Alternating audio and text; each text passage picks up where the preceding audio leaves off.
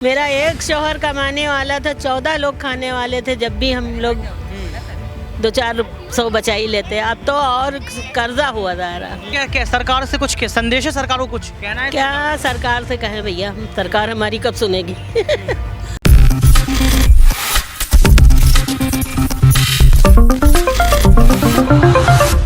कहाँ पहुँच रही है 160 में, क्या खाए। मेरा एक शौहर कमाने वाला था, 14 लोग खाने वाले थे। जब भी हम लोग 2-400 बचा ही लेते, अब तो और कर्जा हुआ जा रहा। क्या बताया जाए भैया, जैसी कट रही वैसी कटेगी, ऊपर वाले ही काटेगा, और क्या है। तो फिर क्या क्या सरकार से कुछ संदेश है, सरकार को कुछ कहना है? क्या सरकार से कहें भैया, सरकार हमारी कब सुनेगी। सबका तो उसका है, हमारे लोगों को क्या है।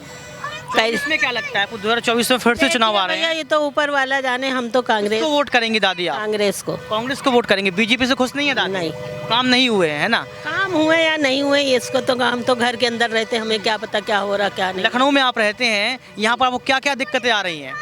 यहाँ क्या दिक्कत है, घर में है, बुढ़ापे पे काम करते हैं तो रोटी मिलती है। बच्चे हमारे भैया घूम रहे हैं, और क्या, सुबह जाते हैं शाम को लौट आते हैं, जो मिलता है शुक्र है ऊपर वाले का। बच्चे काम धंधा कर रहे हैं? कुछ नहीं, रोजगार नहीं है? रोजगार नहीं, बिल्कुल। जो रोजगार था वो भी बंद हो गया। लेकिन फिर भी बार बार बीजेपी को जिता रहे हैं लोग दादी। अरे फिर अब क्या किया जाए, अब तो वो कैसे जीत रही है तो वो जाने। बदलाव कैसे होगा दादी? अब हमको क्या पता कैसे बदलाव। पब्लिक चाहेगी तो बदलाव हो जाएगा, तो पब्लिक के ऊपर है। जनता चाहेगी तो बदलाव हो जाएगा। दादी का कहना है कि रोजगार नहीं है, शिक्षा को लेकर बात कही गई, यहाँ पर महंगाई के मुद्दे को 2 साल से बिल्कुल बेकार है।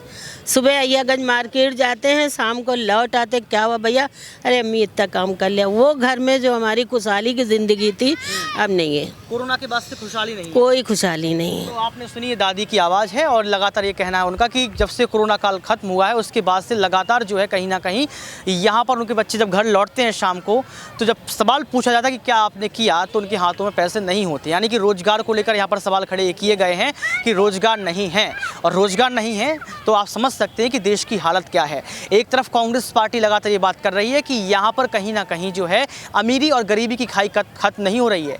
दादी ने साफ तौर पर बोला, बिना डरे बोला कि मेरा वोट कांग्रेस को है, ये जनता का वोट है, और जनता अपनी मन की बातों को आप तक पहुँचाती है।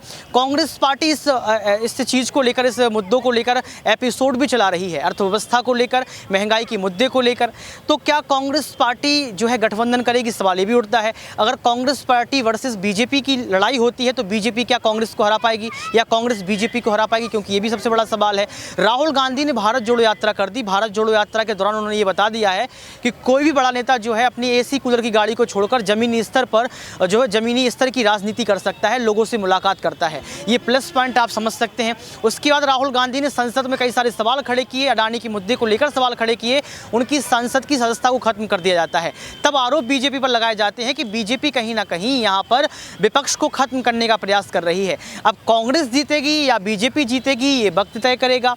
अब यहाँ पर कांग्रेस पार्टी गठबंधन करेगी या नहीं करेगी, ये भी वक्त तय करेगा, क्योंकि पल्लवी पटेल ने यह दावा ठोका था कि अखिलेश भैया और यहाँ पर जो है राहुल भैया को एक कर देंगे भारत जोड़ो यात्रा के दौरान। लेकिन ऐसा देखने को नहीं मिला, क्योंकि राजनीति में बातें की जाती हैं लेकिन बातों को भुला भी दिया जाता है। अब देखना ये पड़ेगा कि 2024 में इस बार कौन जीतेगा, अखिलेश यादव का क्या रुख होगा, कांग्रेस पार्टी जो है किस तरीके से अपने आप को मजबूत करेगी, बीजेपी पार्टी अगर चुनौती देती है तो किस तरीके से चुनौती देगी। क्योंकि जनता की आवाज़, लखनऊ की आवाज़ अब तक पहुंचाई। उत्तर प्रदेश की राजधानी लखनऊ है, और लखनऊ को नवाबों का शहर कहा जाता है। ये कहा जाता है कि लखनऊ राजधानी में अगर काम हुए हैं तो कहीं ना कहीं हर एक ज़िले में राज हुए हैं, काम हुए हैं। या क्षमा की माफ़ कीजिएगा। और यहाँ पर आपको बता दें कि उत्तर प्रदेश में 75 जिले हैं, और इस लखनऊ में हम मौजूद हैं। और लखनऊ के साथ साथ आपको बता दें कि यहाँ पर तमाम क्षेत्र में हम घूमने वाले हैं, तमाम जगहों पर हम जाने वाले हैं, वहाँ भी जनता से बातचीत करेंगे, जानने का प्रयास करेंगे कि उनके मन की बात क्या है। आज के लिए सिर्फ इतना ही।